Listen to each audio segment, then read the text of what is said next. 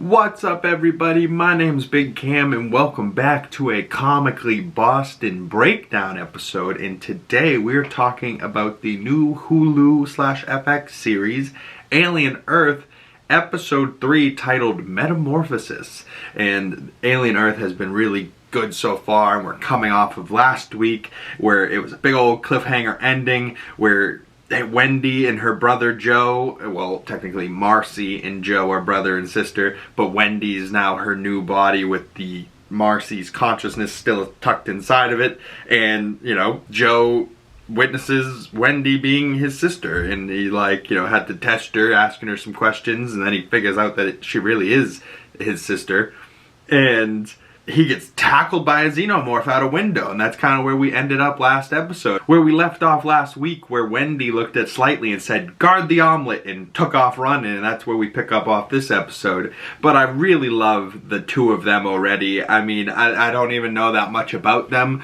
but I'm already kind of here for Wendy as a character. And Joe, I loved Joe's character of Nemec in Andor, so I really am invested to see Joe not get hurt in this series. I'm like, God damn it, Joe better be okay. He can't have the same fate as poor Nemec did in Andor, criminally underused, if you know what I mean. But the two of them, we got a human-android connection. It's kind of like the reverse of Alien Romulus, where Kaylee Spaney was the human, and then she had her android best friend sibling-esque type of thing with Andy. This is now Wendy's the hybrid and Joe is the human. But I really love it. Between, the last two sets of people we've seen in the Alien universe with Andy and Kaylee Spaney's character. Oh, her character's name was Rain Carradine. Between Rain and Andy and now Wendy and Joe, I really love when an android and human are best friends. But there's also that big old xenomorph on the loose, and a detail that I didn't realize last week is that the case he's standing on in this picture says 005-1. So that means that this is one of 5 alien species, and this container is just holding one of the 5th species, you know what I mean? So we are going to meet 5 alien species on this ship.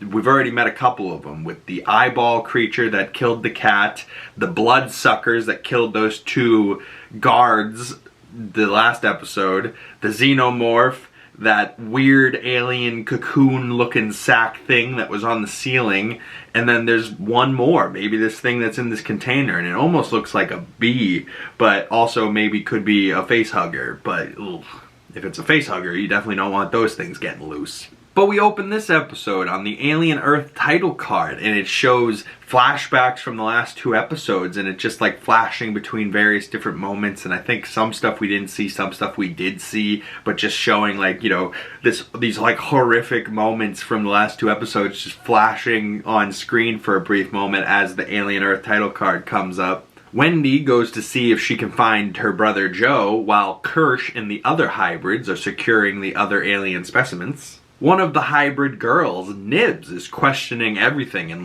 why is Wendy the best one and his favorite, and why does she get to get called Wendy, and we're all the rest of the Lost Boys, and those were supposed to be kids that never grew up. Now, she's not a kid, they're in these grown-up bodies, and she's right, she's to question everything, and I think her name is Nibs, and the other one's Curly and Toodles and Slightly, and I think Shmee, and then Wendy, right? So they're all to not seem too happy with their names, especially this girl Nibs, and she seems to be the one that she was the most scared last episode, and she seems to be one of the only ones here that wanted to stay in her child body and didn't want to get this upgrade. Maybe she just wanted to let the cancer kill her in that old body, and she doesn't like this new body. But Wendy is out there all alone with these things on the loose, and she's trying to find Joe, and Joe's yelling to her, "It's a trap, Wendy, don't come!"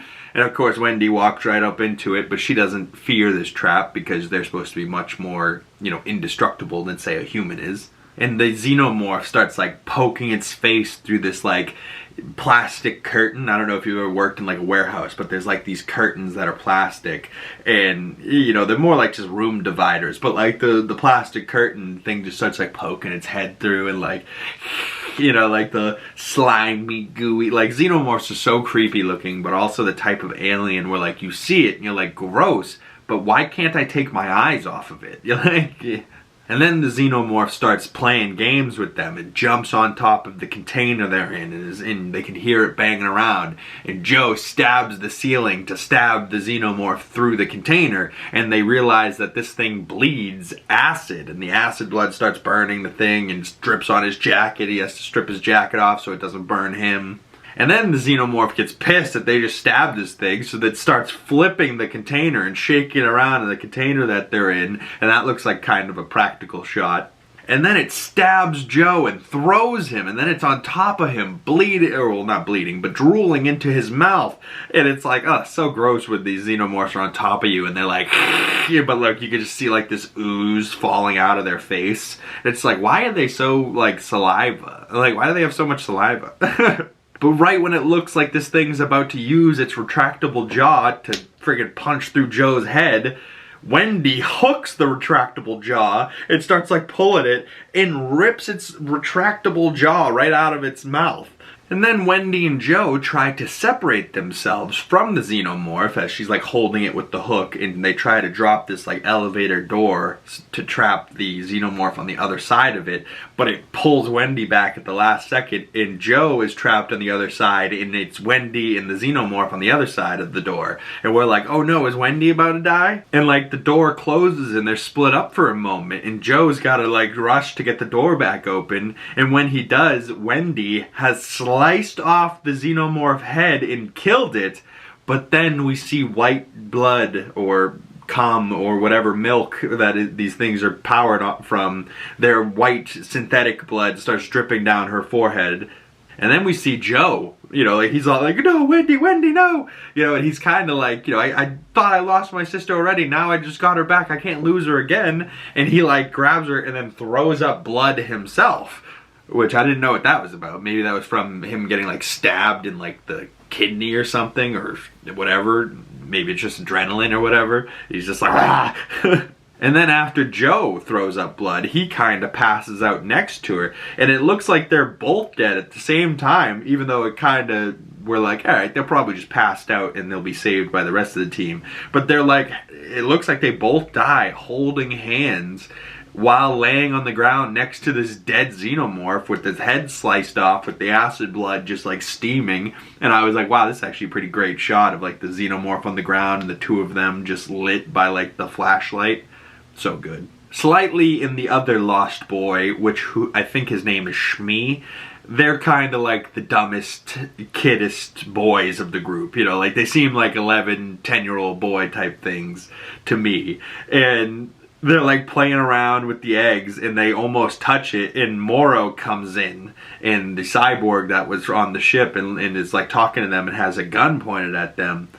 And we learn they are in the prodigy city of New Cyan, and Morrow puts together real quick that these are kids. And Morrow tells them that monsters hatch out of these eggs, and Morrow then, you know, connects himself to this data transfer and pulls a knife out of his arm and starts asking slightly, when is a machine not a machine?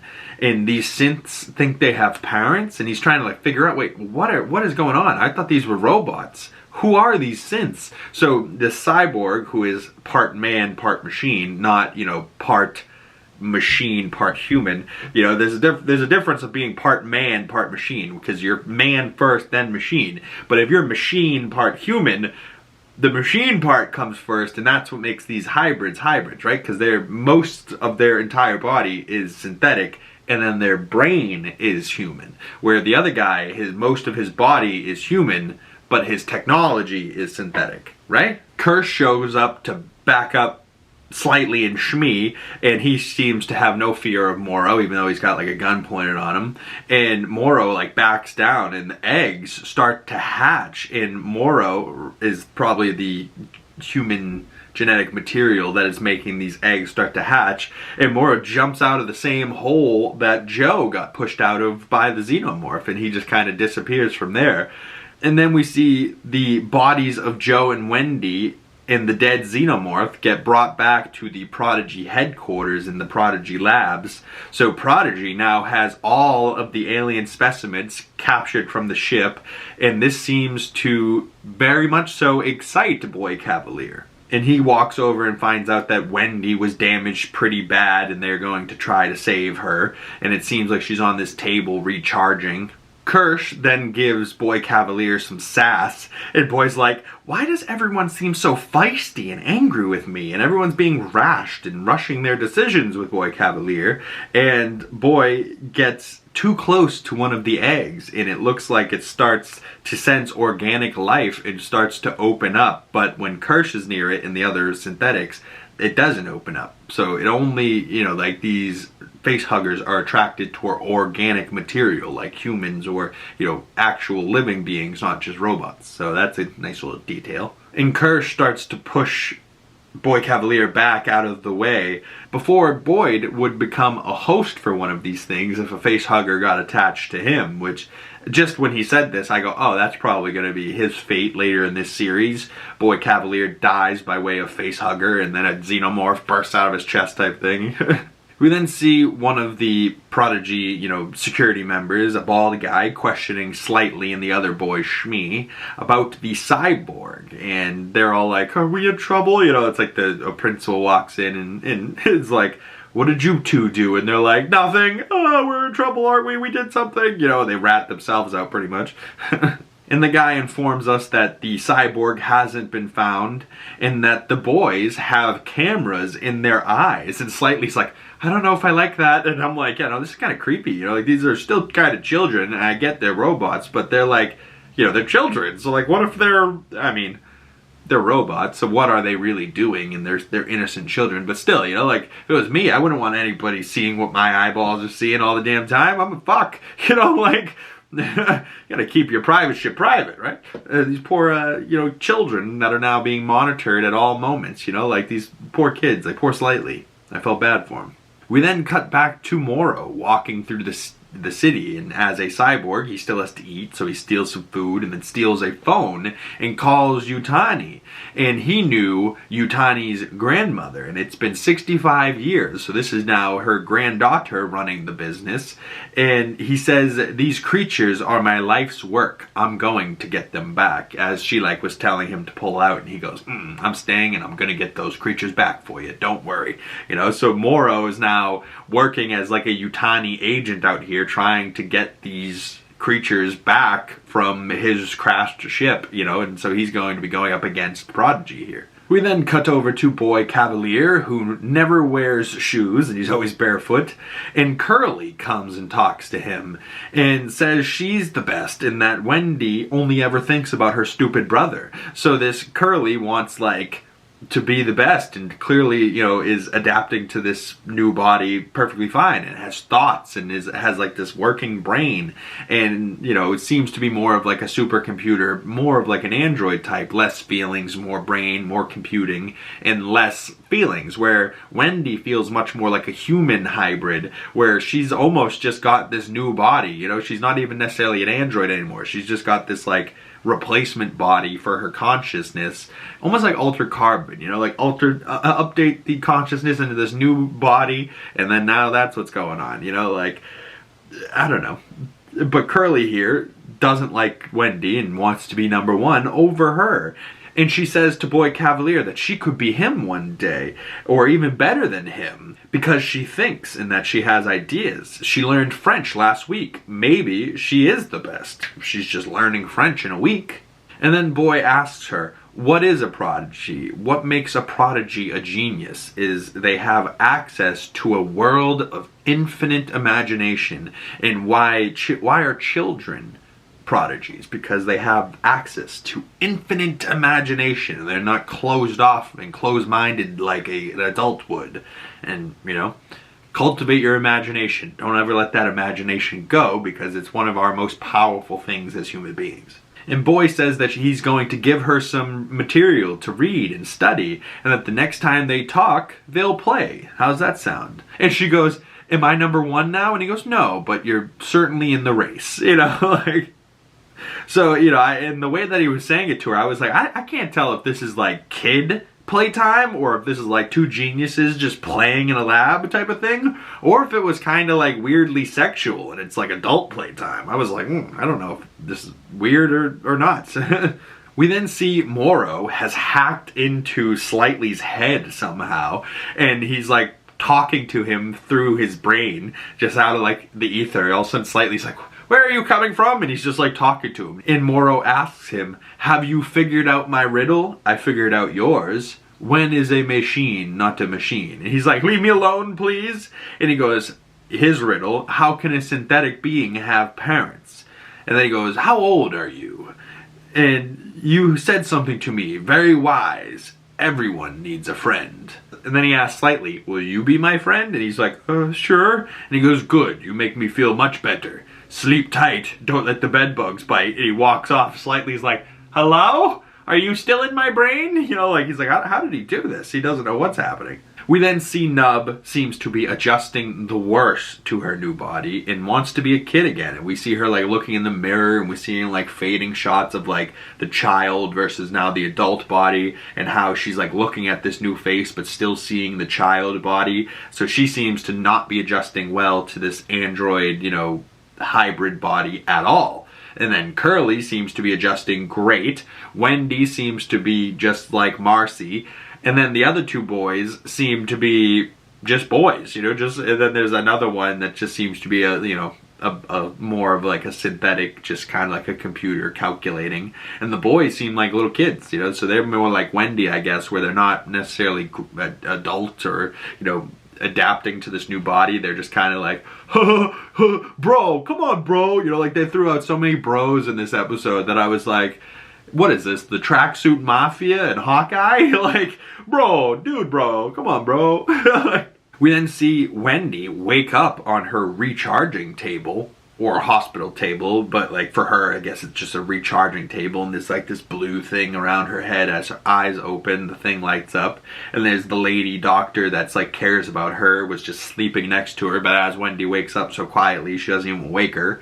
And then we see Joe is in surgery, and Kirsch and the other hybrids try to open one of the eggs, and then as like this is all happening, this is what woke up Wendy, and she seems to be hearing like this clicking, but it also seems that she has some type of connection to the egg and like what's going on to like, and she can almost like sense and feel this xenomorph in this egg. And I wonder if something happened when that door closed and now she's got some type of connection with this xenomorph. And poor Wendy seems to be like in pain, but like and having this splitting headache, but she seems to be attracted to like these clicking noises. And I at first was like, is this a predator? Holy shit. But no, it seems like it's just like this squishy, like, you know, clicking, squishing alien type noises from the alien egg or whatever. And Kirsch is trying to saw open the side of it and then gets to like this membrane layer and like slices through this membrane layer and grabs the face hugger and then is like cutting it open, and Wendy can hear them like cutting this thing open and like ripping this thing out and like cutting into it, and she like can almost feel like, it looks like she feels the pain of this thing as she's like walking towards it. And then Wendy's got like this splitting headache, and she's like, yo, tiptoeing her way as she makes it into the lab, and Kirsch has removed a larva, like a little sperm, I guess, you know, like a little egg larva thing from the face hugger. So like a larva of a chest burster out of the face hugger, right? Like remove it scientifically and manually rather than having it, you know, impregnate a person like it normally does. So Kirsch has removed this little larva from its chest, and they put it into a tank with what looks like Joe's kidney or lung that they had just removed from his body that we had seen him in surgery. And it's like, so they're using Joe as like a test subject here for whatever alien creature this is, and they put it in the tank and it goes up into his lung. So now they're putting a chest burster inside of organic material just to study it and see what happens. Creepy, very creepy. But as this happens, Wendy passes out on the lab floor, and she like just goes limp, as we see just like the Prodigy, you know, logo on the floor of the lab, as she's just on the floor, like maybe dead, maybe passed out. I mean, she's an android, so she'll probably be fine, and she's the main character, so like she's definitely gonna be fine. But what happens next? You know, like Joe and Wendy seem okay. They killed the xenomorph, but there is more eggs, so I'm guaranteeing there's going to be more xenomorphs.